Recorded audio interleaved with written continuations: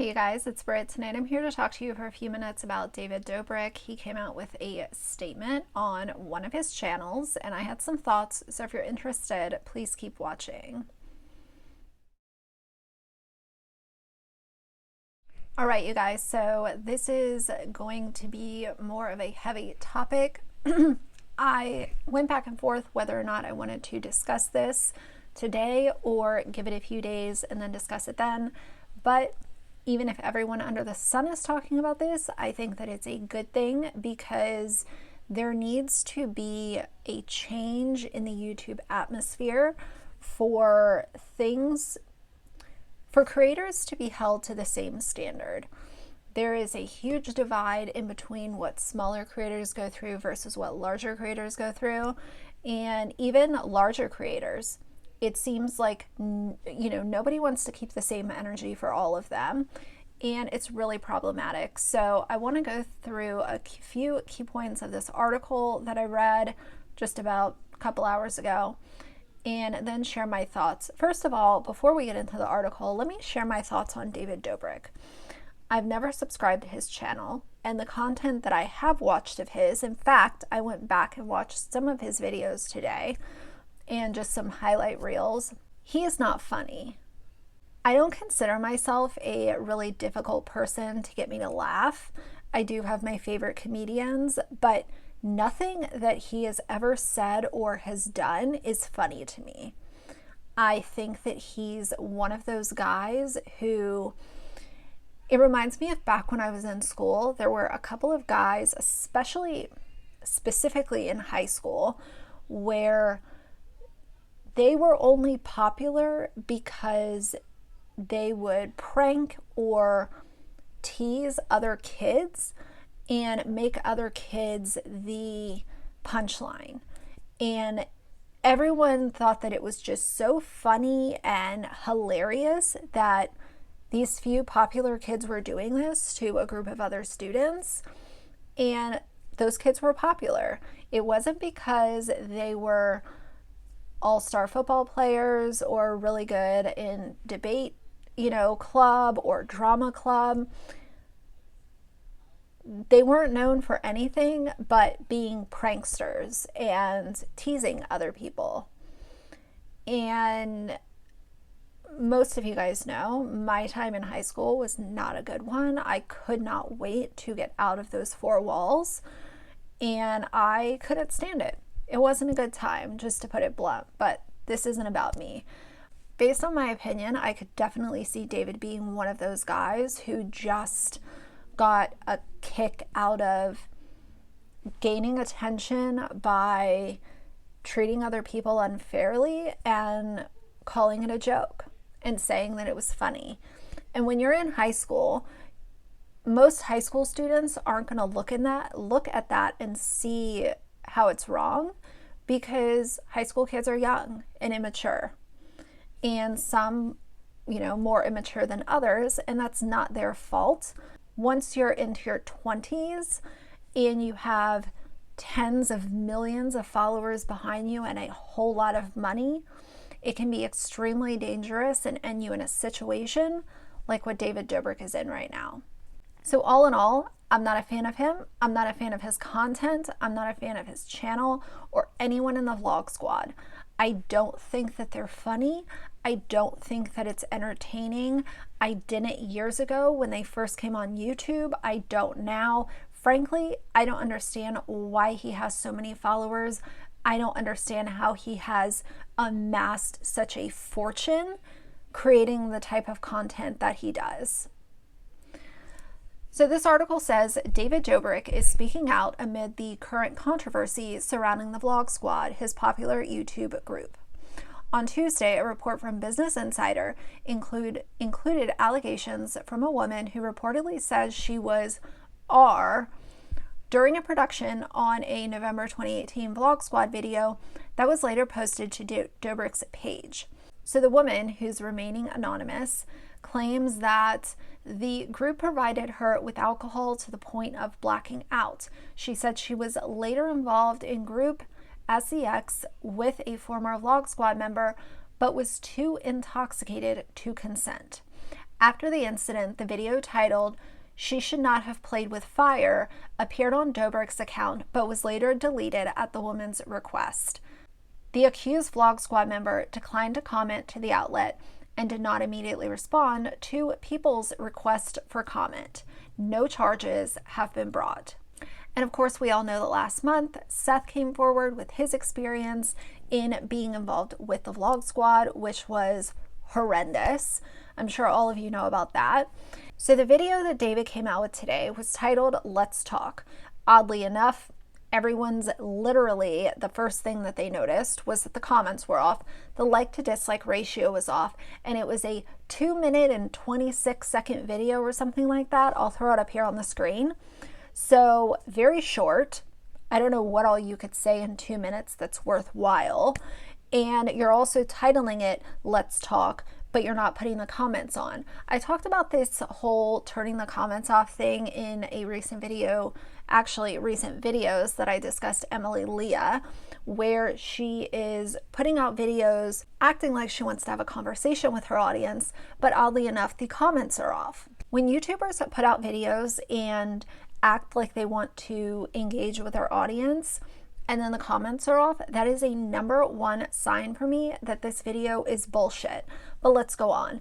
Dobrik24 briefly addressed the incident on a video on Tuesday titled "Let's Talk." The influencer disabled the comments and like to dislike ratio on the video, which was posted to his views account with 1.67 million subscribers. His other two main accounts, David Dobrik and David Dobrik 2, have 18.8 and 8.73 million subscribers.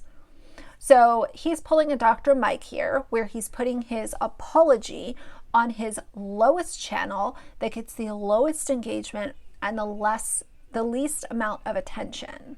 Why? Put it on your main channel. Put it on the channel that gets the most attention. What are you hiding from? And what are you afraid of people commenting? Their opinions? The truth? Their feedback? Their frustration and their disgust for you? He began by saying that consent is super, super important. So here's my opinion on consent. If you are under the influence of drugs or alcohol where you are not in a position to consent, then what does that mean? Because if you're so blackout drunk that you can't give proper consent, or if the alcohol is speaking and you're giving consent without a clear mind, then that's not real consent. He went on to say, with the Seth situation, I am sorry to Seth. Like I said, I just want to make videos where everybody in it, whether you're participating or watching, is enjoying and having a good time. I missed the mark with that one, and I'm really sorry. I truly am. The energy of this entire video was, let's get this shit over with so that I can move on, in my opinion. Without mentioning the reported R allegation, Dobrik said that he has distanced himself from the former member. My whole thing with this is, if you're gonna come to your channel and you want to act like you want to discuss this and bring it to the forefront, don't tiptoe around the allegations or the issues. Call it out for what it is. Talk about it. And I'm not with this whole, oh, well, I'm going to show you guys. I don't think that he's going to show anything. And in my opinion, the only change that would really happen with a situation like this is if it goes through the legal route. I don't think that someone with that much money and that much power and so little maturity and, how do I say this, dignity or class is going to be able to show anything worthwhile. And the really funny thing too, I want to mention this right now. If you guys remember when the Bye Sister video came out from Tati Westbrook with her making allegations against James Charles, James lost, what, 2 or 3 million subscribers over the course of like 48 hours or 72 hours or something like that. I mean, his Social Blade, people were streaming his Social Blade because his subscribers were just taking a huge nosedive. We had never seen anything like that happen on YouTube. And people were fleeing his channel like it was a life-saving move. So why aren't people fleeing David Dobrik's channel? This is what I'm talking about. We have two different situations, allegations, even if the situations and the details are different, we have allegations. Why aren't people leaving David's channel? Why? With people in my life, I don't film with them anymore. I chose to distance myself because I don't align with some of the actions and I don't stand for any kind of misconduct, he said. I've been really disappointed by some of my friends, and for that reason, I've separated from a lot of them. So to me, you're not taking any accountability or any responsibility for your role in this. You're saying they're bad, I don't want them in my life, I'm the good one, they're bad, so I got rid of them. I think with any video that I make, my main purpose is to make people happy and inspire people, and I just never want anything to get in the way of that.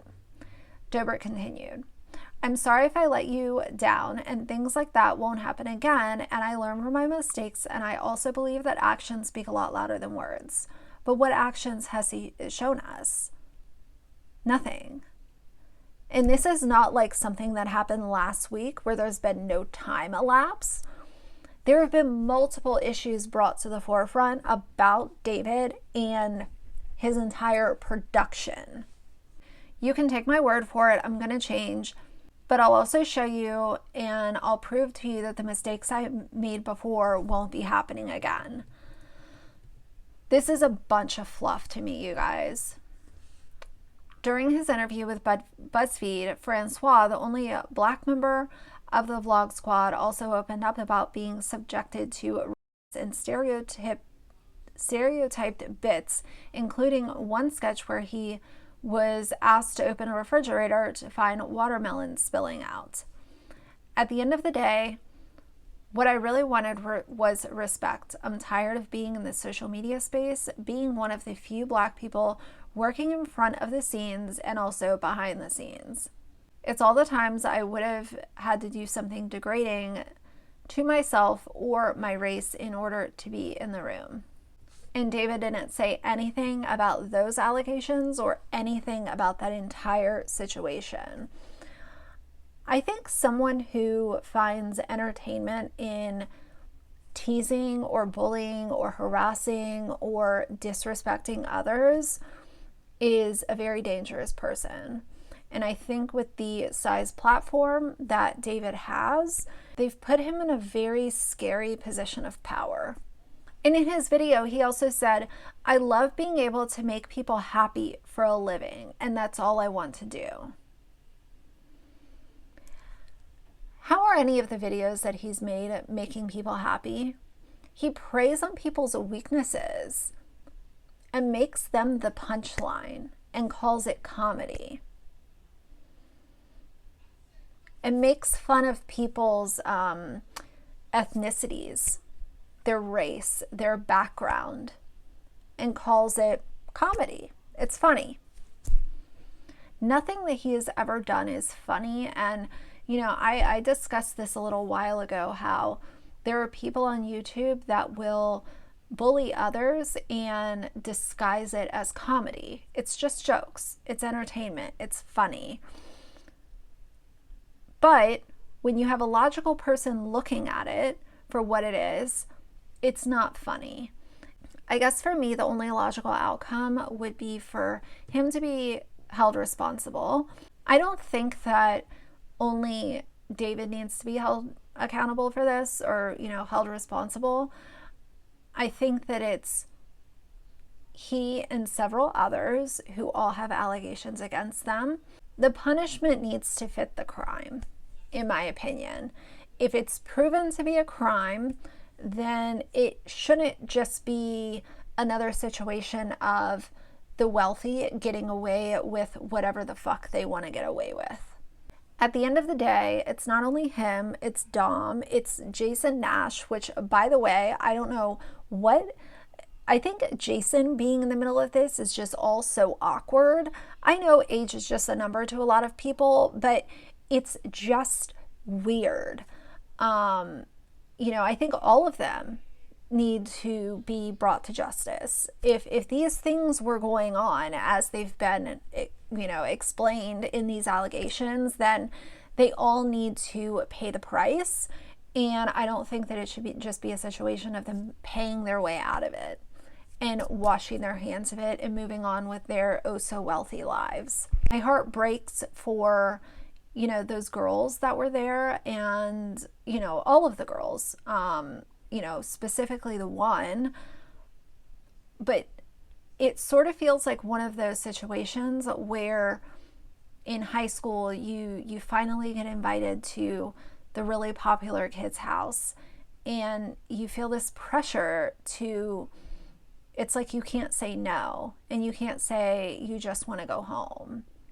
And then something really, really bad happens. My heart breaks for her, and I hope that she's okay, and I hope that she is surrounded by loved ones and, has been able to get through this time, because not only what she went through was terrible, but even if she is anonymous, reliving that day is beyond traumatic, and my heart breaks for her. So I don't know, you guys, I am just so tired of these YouTubers, and they get called out and get called out and get called out, and then finally, this isn't even just like this isn't drama, this isn't tea, these are criminal allegations. And then you come to your smallest platform and put out a 2-minute video deflecting blame, and anyone that watched the video knows that it was just a let's get this shit over with. I'll say something because people won't stop calling me out. So let me put this video over here on my little channel, and so I can get back to making awesome content. His content's not funny, it's junk, and I will continue to follow this story. I'm just so disgusted, you guys. So anyway, I don't really know how to close out this video. It's very, very hard to talk about this kind of stuff, but I do think that anyone with a platform should be using it to bring attention to issues like this. Even if everyone else is talking about it, the more the better. So for now, if you like the video, please leave a like and a comment, and if you'd like to see more from me in the future, please subscribe. I'll see you guys soon. Bye.